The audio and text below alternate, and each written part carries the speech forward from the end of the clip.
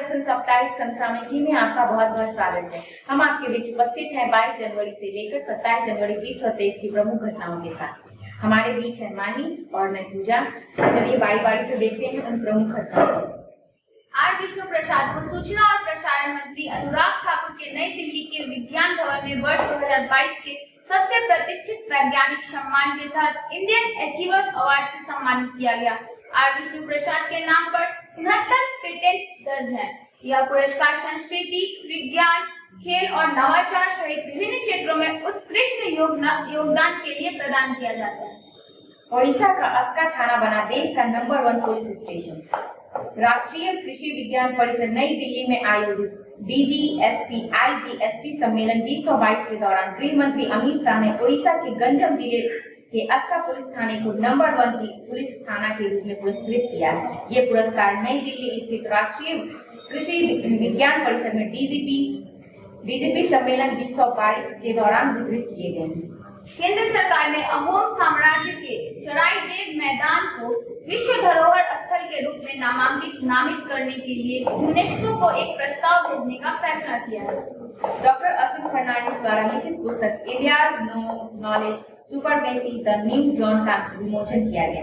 अंतर्राष्ट्रीय भारतीय प्रवासी डॉक्टर अश्विन फर्नांडिस द्वारा लिखित एक नई प्रकाशित विचारोत्तेजक पुस्तक India's knowledge supremacy the new John को लॉन्च किया गया।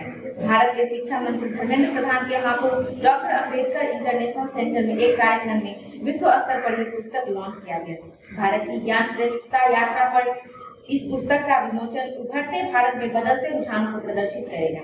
यह पुस्तक ब्लूमबर्ग पब्लिशिंग द्वारा प्रकाशित की गई है, जो एक प्रमुख स्वतंत्र प्रकाशन हाउस है जिसकी स्थापना 1986 में की गई थी। राष्ट्रपति द्रौपदी मुर्मू ने नई दिल्ली में एक समारोह में प्रधानमंत्री राष्ट्रीय बाल पुरस्कार से सम्मानित किया। इस वर्ष 11 बच्चों को प्रधानमंत्री राष्ट्रीय बाल पुरस्कार के लिए चुना गया है, जिनमें से 4 कला और संस्कृति क्षेत्र से, 1 बहादुरी के लिए, 2 नवाचार के लिए, 1 सामाजिक सेवा के लिए और 3 खेल के लिए हैं। देश भर के 11 बच्चों में कुल 6 लड़के और 5 लड़कियां हैं। प्रधानमंत्री राष्ट्रीय बाल पुरस्कार विजेताओं को एक प्रमाण पत्र के साथ एक पदक भी मिला है। इसके साथ ही उन्हें 1 लाख रुपए की राशि भी मिलती है। संस्थागत श्रेणी में ओडिशा राज्य आपदा प्रबंधन प्राधिकरण और लुंगलेई फायर स्टेशन मिजोरम दोनों का ही वर्ष 2023 के लिए आपदा प्रबंधन में उत्कृष्ट कार्य करने के लिए सुभाष चंद्र बोस आपदा प्रबंधन पुरस्कार 2023 के लिए चयन किया गया। भारत सरकार ने प्रधानमंत्री नरेंद्र मोदी के नेतृत्व में आपदा प्रबंधन के क्षेत्र में भारत में व्यक्तियों और संगठन द्वारा दिए गए अमूल्य योगदान और निस्वार्थ सेवा को मान्यता देने तथा उन्हें सम्मानित करने के लिए सुभाष चंद्र बोस आपदा प्रबंधन पुरस्कार नामक एक वार्षिक पुरस्कार की स्थापना की गई है। हिमाचल प्रदेश के मुख्यमंत्री सुखविंदर सिंह सुक्खू की सरकार ने जल विद्युत, हाइड्रोजन और सौर ऊर्जा का दोहन करने और हिमाचल को वर्ष 2025 तक देश का पहला हरित राज्य बनाने का लक्ष्य रखा है। इससे औद्योगिक उत्पादों के रूप में बेहतर मूल्य एवं निर्यात में प्राथमिकता मिलेगी। पूर्व वायुसेना प्रमुख एयर मार्शल हरजीत सिंह अरोड़ा का निधन। वायुसेना के पूर्व उप प्रमुख एयर मार्शल हरजीत सिंह अरोड़ा का दिल्ली के आर्मी रिसर्च एंड फेडरल अस्पताल में निधन हो गया। वे 61 वर्ष के थे और 30 जून 2021 को सेवानिवृत्त हुए थे। एयर मार्शल हरजीत सिंह अरोड़ा को दिसंबर 1981 में भारतीय वायुसेना में एक लड़ाकू पायलट के रूप में नियुक्त किया गया था। इनके पास MiG-21, MiG-29 और 3600 घंटे से अधिक का उड़ान का अनुभव है। उन्होंने विंग कमांडर के रूप में 45 स्क्वाड्रन की कमान संभाली थी। प्रधानमंत्री नरेंद्र मोदी ने पराक्रम दिवस पर वीडियो कॉन्फ्रेंसिंग के जरिए 21 परमवीर चक्र पुरस्कार विजेताओं के नाम पर अंडमान और निकोबार द्वीप समूह के 21 सबसे बड़े अनाम द्वीपों का नामकरण किया। द्वीपों का नाम 21 परमवीर चक्र पुरस्कार विजेताओं के नाम पर रखा गया है, जिनमें शामिल है major Somnath Sharma, Abdul Hamid, major Hoshiyar Singh, lieutenant Manoj Kumar Pandey, कप्तान विक्रम बत्रा और सूबेदार मेजर सेवानिवृत्त ग्रेनेडियर योगेंद्र सिंह यादव आदि। मक्का में ग्रैंड मस्जिद रोड में दुनिया की सबसे लंबी स्लेट पेंटिंग है, जो पवित्र शहर की सौंदर्य अपील में सबसे हालिया है। कलाकार अमन फिलम्बन द्वारा बनाई गई 75 मीटर की भित्ति कई मूर्तियां और प्रतिष्ठानों में से एक है जो स्थानीय सरकार द्वारा अपनी सौंदर्य अपील में सुधार करने और तीर्थ यात्रियों को सऊदी विरासत और संस्कृति दिखाने के लिए आयोजित एक कार्यक्रम के हिस्से के रूप में पहले से ही मक्का को सुशोभित कर चुका है। थाईलैंड के कुर्लाबुत विकी दर्शन ने इंडिया ओपन बैडमिंटन टूर्नामेंट में पुरुष सिंगल्स का खिताब जीत लिया है। नई दिल्ली में फाइनल में विकी दर्शन ने शीर्ष वरीयता प्राप्त डेनमार्क के विक्टर एक्सकेलन को 22-20, 10-21, 21-12 से पराजित किया। महिला सिंगल्स का खिताब दक्षिण कोरिया की आंग सी योंग ने जीता। उन्होंने फाइनल में जापान की अकाने यामागुची को 15-21, 21-16, 21-12 से हराया। प्रोफेसर भरत भास्कर को Indian institute of management Ahmedabad का नया निदेशक नियुक्त किया गया है। प्रोफेसर भास्कर वर्तमान में IIM लखनऊ में सूचना प्रौद्योगिकी और प्रणाली विभाग के प्रोफेसर हैं। Indian institute of management Ahmedabad ने ये सूचना दी कि प्रोफेसर भरत भास्कर को संस्थान का अग्र निदेशक नियुक्त किया गया है। अंतर्राष्ट्रीय क्रिकेट परिषद ने पुरुष और महिला क्रिकेट दोनों के लिए 2022 की T20 international team of the year की घोषणा की। इस टीम में दुनिया भर के खिलाड़ी शामिल हैं जिन्होंने पिछले साल गेंद और बल्ले के साथ अपने प्रदर्शन के सभी को प्रभावित किया। ICC ने पुरुष और महिला दोनों टीमों में भारतीय के 3 खिलाड़ी जगह बनाने में सफल रहे। ये 3 खिलाड़ी विराट कोहली, सूर्य कुमार यादव और हार्दिक पांड्या हैं। वहीं महिला टीम के स्मृति मंधाना, ऋचा घोष, दीप्ति शर्मा और रेणुका सिंह को मौका मिला है। पुरुषों की T20 टीम में भारत के 3, इंग्लैंड और पाकिस्तान से 2-2 और न्यूजीलैंड, जिम्बाब्वे, श्रीलंका और आयरलैंड से 1-1 खिलाड़ी शामिल हैं। 2022 के लिए ICC की पुरुषों की जो टीम है उसमें उपस्थित है जो भी क्रिकेटर का नाम है वो इस प्रकार है: Jos Buttler, Mohammad Rizwan, Virat Kohli, Surya Kumar Yadav, Glenn Phillips, Sikandar रजा, हार्दिक पांड्या, सैम करन, वानिंदु हश्रंगा, हाउसरोव, जोसा लिटिल। 2022 के लिए ICC की महिलाओं की टीम में जो सम्मिलित हैं वो हैं Smriti Mandhana, Beth Mooney, Sophie Devine, Ash Gardner, Tahlia McGrath, Nida Dar, Deepti Sharma, Richa Ghosh, Sophie Ecclestone, Inoka Ranaweera, Renuka Singh. हर साल 25 जनवरी का दिन भारत में राष्ट्रीय मतदाता दिवस के रूप में मनाया जाता है।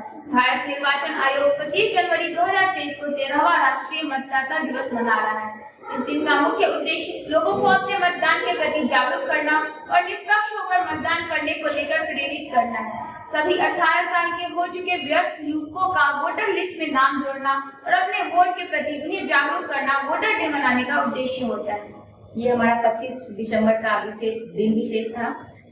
और आगे है हमारा SS राजामौली की फिल्म RRR ने ऑस्कर नॉमिनेशन में जगह बनाई।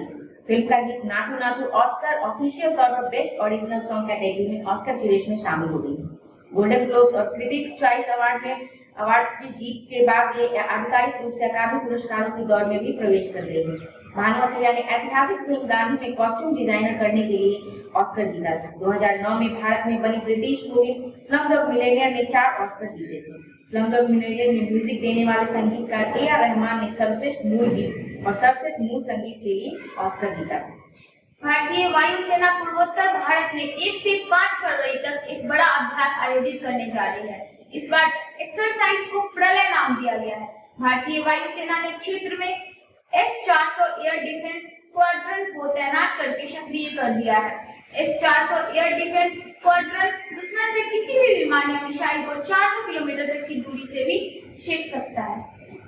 चंडीगढ़ के प्रशासक और पंजाब के राज्यपाल बनवारी लाल पुरोहित ने उत्तर भारत की 2000 किलोवाट की सबसे बड़ी तैरती सौर परियोजना का उद्घाटन किया। सेक्टर 39 में वाटर वर्कर्स में 2000 किलोवाट का floating solar power plant 11.70 crore रुपए की लागत से चालू किया गया है। उन्होंने धनास झील के ऊपर स्थापित 500 किलोवाट की तैरते सौर ऊर्जा संयंत्र का भी उद्घाटन किया। इसका निर्माण 3.34 करोड़ रुपए की लागत से किया गया है। हिमाचल प्रदेश 25 जनवरी 2023 को पूरे राज्य में अपना 53वां स्थापना दिवस हर्षोल्लास और उत्साह के साथ मनाया। 1971 में इसी दिन हिमाचल प्रदेश भारत का 18वां राज्य बना।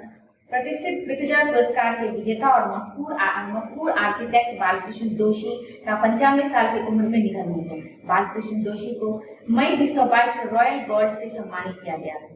ये उन व्यक्तियों में से हैं जिन्हें गोल्ड मेडल और पित्जर आर्किटेक्चर पुरस्कार दोनों से सम्मानित किया गया है, जिसे वास्तुकला के क्षेत्र में नोबेल भी कहा जाता है। बीएसएफ ने गणतंत्र दिवस के मद्देनजर गुजरात के कच्छ जिले से राजस्थान के बाड़मेर तक भारत पाकिस्तान सीमा सुरक्षा बढ़ाने के लिए ऑपरेशन अलर्ट अभियान शुरू किया है। ऑपरेशन अलर्ट 28 जनवरी तक सक्रिय दलदली क्षेत्र में भारत पाक अंतर्राष्ट्रीय सीमा के साथ साथ गुजरात में कच्छ के रण और राजस्थान के बाड़मेर जिले तक जारी रहेगा। प्रसिद्ध हिंदुस्तानी गायिका प्रभा अत्रे को 22 जनवरी को Pandit Hariprasad Chaurasia lifetime achievement award से सम्मानित किया गया। महाराष्ट्र के मुख्यमंत्री एकनाथ शिंदे ने उन्हें यह पुरस्कार प्रदान किया है। डॉक्टर अत्रे को एक प्रशस्ति पत्र और 1 लाख रुपए की नगद राशि पुरस्कार के तौर पर दी गई है। टाटा ट्रस्ट के ट्रस्टियों ने सिद्धार्थ शर्मा को ट्रस्ट का मुख्य कार्यकारी अधिकारी और अपर्णा अप्लूरी को मुख्य परिचालक अधिकारी COO नियुक्त किया है।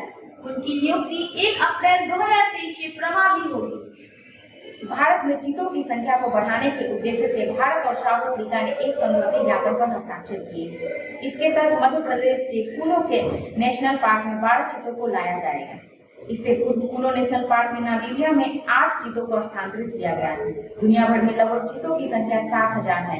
इनकी अधिकांश संख्या अफ्रीकी महाद्वीप में पाई जाती है।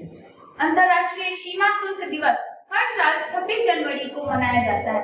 यह दिन सीमा शुल्क अधिकारियों और एजेंसियों की भूमिका को पहचानने और काम की परिस्थितियों और चुनौतियों पर ध्यान केंद्रित करने के लिए मनाया जाता है, जो सीमा शुल्क अधिकारियों को अपनी नौकरी का सामना करना पड़ता है। इस दिवस को विश्व सीमा शुल्क संगठन की स्थापना के दिवस को चिन्हित करने के लिए मनाया जाता है। कनाडा के प्रधानमंत्री जस्टिन ट्रूडो ने दुनिया के पहले फोटोनिक आधारित 2 शहरों में क्वांटम कंप्यूटर के निर्माण और व्यवसायीकरण के लिए एक नए संघीय निवेश की घोषणा की। एक समाचार विज्ञप्ति के अनुसार 40 मिलियन कनाडाई डॉलर के निवेश से टोरंटो स्थित कनाडा की quantum computing company Xanadu quantum technologies को क्वांटम कंप्यूटर विकसित करने में मदद मिलेगी, जिसमें क्षमता होगी, जटिल डेटा समस्याओं को हल करने में मदद मिलेगी, जैसे विभिन्न क्षेत्रों में इसका उपयोग भी किया जाएगा। टोक्यो में 1981 एशियाई एथलेटिक्स चैंपियनशिप में डेकाथलॉन स्वर्ण जीतने वाले भारत के आयरन मैन शाबिर अली का निधन हो गया। वह 67 वर्ष के थे। अंतर्राष्ट्रीय प्रलय स्मरण दिवस 27 जनवरी को मनाया जाता है। होलोकास्ट के पीड़ितों की याद में अंतर्राष्ट्रीय स्मरण उत्सव दिवस 27 जनवरी को मनाया जाता है। हर वर्ष 27 जनवरी को अंतर्राष्ट्रीय प्रलय स्मरण दिवस के रूप में मनाया जाता है। इस दिन का उद्देश्य विश्व युद्ध के दौरान हुई प्रलय की त्रासदी की वर्षगांठ मनाने के लिए। अमेरिकी राष्ट्रपति जो बाइडेन ने जूली टर्नर को उत्तर कोरिया में मानवाधिकार मुद्दों पर विशेष दूत नामित किया है। 2017 के बाद पहली बार इस पद पर किसी की नियुक्ति की गई है। जूली टर्नर वर्तमान में अमेरिकी विदेश विभाग में लोकतंत्र, मानवाधिकार और श्रम ब्यूरो में पूर्वी एशिया और प्रांत कार्यालय की निदेशक है। राष्ट्रपति द्रौपदी मुर्मू ने 25 जनवरी को 74वें गणतंत्र दिवस की पूर्व संध्या पर सशस्त्र बलों की कर्मियों और अन्य कर्मियों के लिए 6 कीर्ति चक्र और 15 शौर्य चक्र सहित 412 वीरता पुरस्कारों की मंजूरी दी है। इनमें 4 मरणोपरांत सहित 6 कीर्ति चक्र और 2 मरणोपरांत सहित 15 शौर्य चक्र शामिल हैं।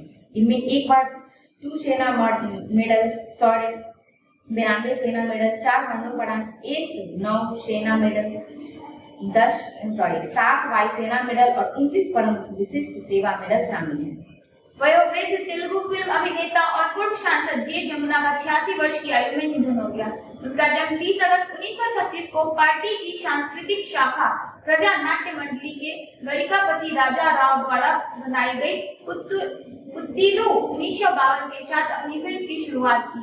उन्होंने कुल मिलाकर तेलुगु भाषा में 198 फिल्मों में अभिनय किया, जिनमें भू कैलाश, गुडम्मा कथा, चिरंजीवी पुल्लू, मोगा शामिल है।